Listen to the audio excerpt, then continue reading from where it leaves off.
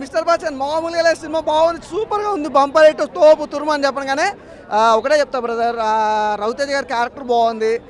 Cinema పరంగా చూసుకుంటే మాత్రం స్టోరీ అనేది డల్ అయింది. మొత్తం ఫస్ట్ హాఫ్ మొత్తం లవ్ ట్రాక్ పెట్టడం అది ఎక్కువ అనిపించింది, లాగ్ అనిపించింది లవ్ ట్రాక్ అనేది.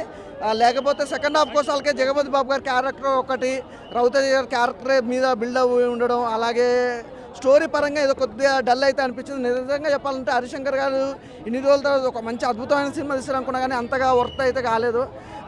కామెడీ సెన్స్ కూడా అంత ఏం లేకుండే.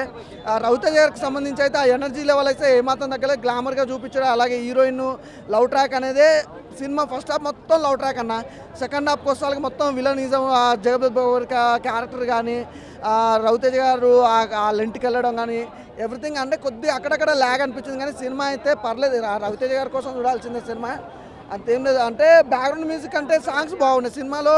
ఎక్కువ హైలైట్ ఏంటంటే రవితేజ గారు ఒకటి, నెక్స్ట్ వచ్చి సాంగ్స్ ఒకటి, బ్యాక్గ్రౌండ్ మ్యూజిక్ ఒకటి, ఆర్ఆర్, అట్లా చెప్పుకుంటూ పోతే జగపతి బాబు గారు, అంతే. ఇంతకు మించి అయితే సినిమాలో అయితే ఏం లేదు. నీ అయితే హరిశంకర్ గారి నుంచి అయితే ఇది ఎక్స్పెక్ట్ చేయలే.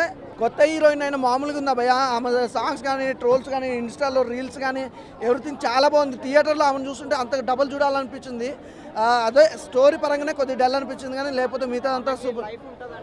ఆమెకి లైఫ్ ఉంటుంది అన్న, పక్కా ఉంటుంది. ఎందుకంటే ఈ సినిమాతో తన యాక్టింగ్స్ కానీ, తన గ్లామరస్ కానీ ఎవ్రీథింగ్ చాలా అంటే నిరూపించుకుంది.